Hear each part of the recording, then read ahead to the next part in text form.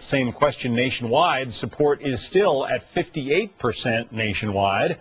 Let's talk about it with Dan Stein, the president of the group FAIR, the Federation for American Immigration Reform. Simon Rosenberg is the president of NDN, a think tank, which is also advocating immigration reform, but in very different ways. Gentlemen, welcome. Dan, nice to be here. Dan, this notion that Arizona, again, it's not a law, it's just a consideration. Arizona would perhaps not issue birth certificates to children who were born in Arizona but could not prove, born of parents who could not prove, at least one of them, that they are not in the country legally. Does that sound like it's possible? Arizona, once again, is leading the way in trying to find some real solutions to America's immigration crisis.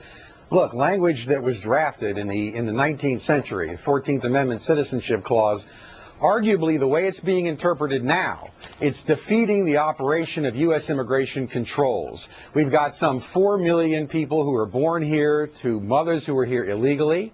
It's a major impact on U.S. education. Clearly, the policy of granting citizenship when the parents are here illegally is out of step with the norm for post-industrial information societies worldwide. It's ultimately bankrupting many local communities. And if we were to change the Constitution or amend it at the federal level, which is, of course, the optimum approach, we would be actually rationalizing a process of defining the term subject to jurisdiction to be consistent with the fact that the mother has to submit herself to U.S. jurisdiction by knocking at the door and asking to come in. Now, right now, the children of ambassadors, for example, are not considered citizens because they're not considered subject to U.S. jurisdiction. The treaty power negotiates diplomatic immunity for those people.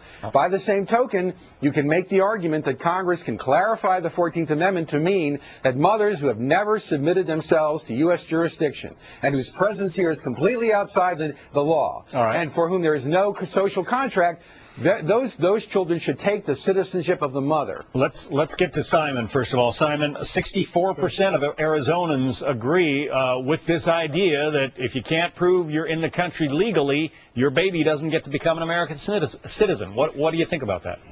I think what's being debated now, and with the federal government joining in the suits of other organizations against the Arizona law, is that part of what has to now be entered into this debate is about the proper role of the federal government in the immigration system. Just like, let me read to you part of the 14th Amendment that Dan was referring to, that no state shall make or enforce any law which shall abridge the privileges or immunities of citizens of the United States. I mean, part of what Dan says in his own writing and said in his own remarks is that the right place for us to be having this debate is in Congress. That at the end of the day, it's the federal responsibility to enforce the immigration laws, to construct the immigration laws. And if, as Dan said, if the 14th Amendment is no longer applicable, with a very simple thing, if you're born here, you're a citizen, right? If that is something that groups want to reconsider, they have the ability to do that. Not at the state level, but at the federal level. And I just want to agree with what the president said last week. The president said, clearly, that Congress has got to step up here. The system is broken. We need a better immigration system in America.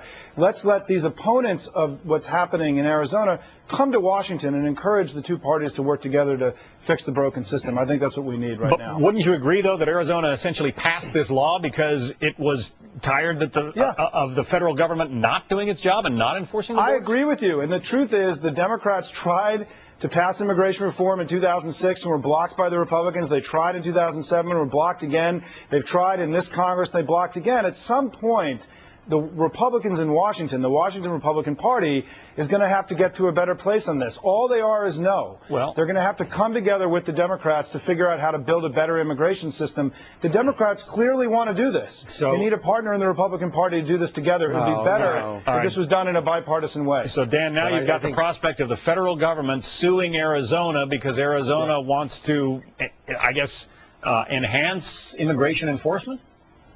Well, and sadly, Simon's making this sound very partisan. You know, what the president said in his speech last week was, fears about immigration are irrational, and people have always had them, and there's really nothing the federal government can do to enforce the law anyway. So you need to follow my plan, which is a big fat amnesty bill. I noticed that the president and the administration didn't have any problem when New York and other states were giving driver's licenses to illegal aliens, which in our view is a clear violation of the Supremacy Clause, the prerogative of the federal government to decide immigration. Right now, the Obama administration has painted itself into a corner. No enforcement, let everybody stay. Let's try to pack the polls with people who are sympathetic to newly legalized illegal aliens and turn this thing into what is a decimation of the fundamental 287G, $500 million, Dan. There's such garbage coming out of your mouth. It's unbelievable. Oh, boy. This administration is sadly politicizing an issue, and why the Republicans aren't going to meet this administration head on is because all the administration wants to do